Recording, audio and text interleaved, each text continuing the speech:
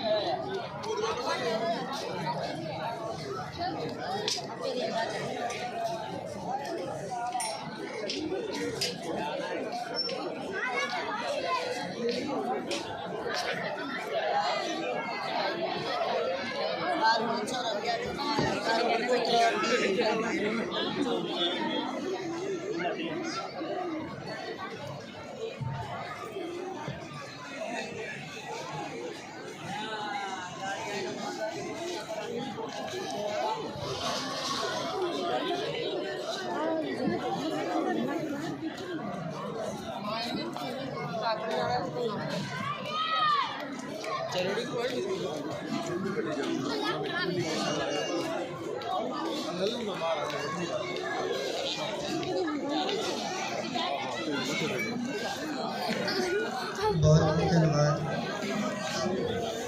Master please जिन्होंने पाकिस्तान के government का पाकिस्तान की संस्था का धन्यवाद किया।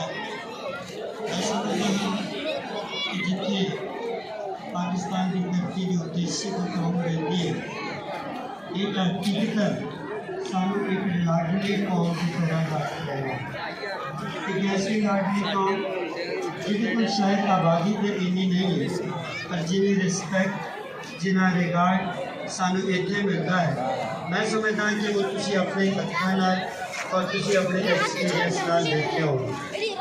अगर अज ये गल मैं कहां गुरु घर दे विच कि अद्धी रात को तुहाडे कोल एडिशनल सैकटरी साहब तुहाडे कोल डिप्टी सैकटरी साहब एक जगह पर पहुँचते हैं तो मैं ये आस रखदा कि ये वाकई गुरु नानक देव जी महाराज का प्यार है जो कि वो गुरु नाल करते हैं कि गुरुआं की संगतां नाल करते हैं। सो हुण मैं बेनती करांगा साडे उचेचे तौर पर पंजाबी सिख संगत के चेयरमैन सरदार गोपाल सिंह जी चावला कि वो आन ਅਤੇ स्टेज पर अपने विचार संगतां नाल सांझे करन।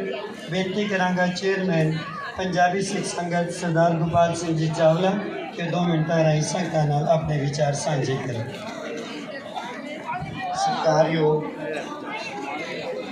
शहीद पुत्रां दे प्यो ਅਤੇ शहीद प्यो के पुत्र कलगीधर पातशाह साहिब कमाल श्री गुरु गोबिंद सिंह साहब महाराज सच्चे पातशाह की बख्शिश की हुई फतेह प्रवान करो जी। वाहिगुरू जी का खालसा वाहिगुरू जी की फतेह।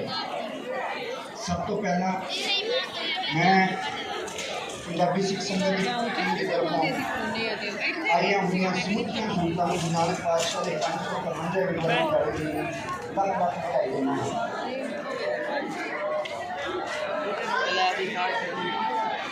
उपरांत आए देखे आए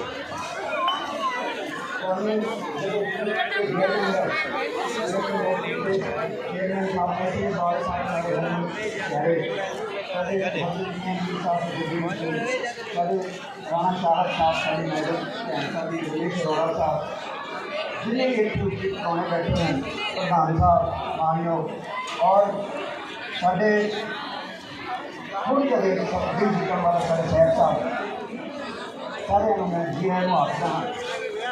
आखना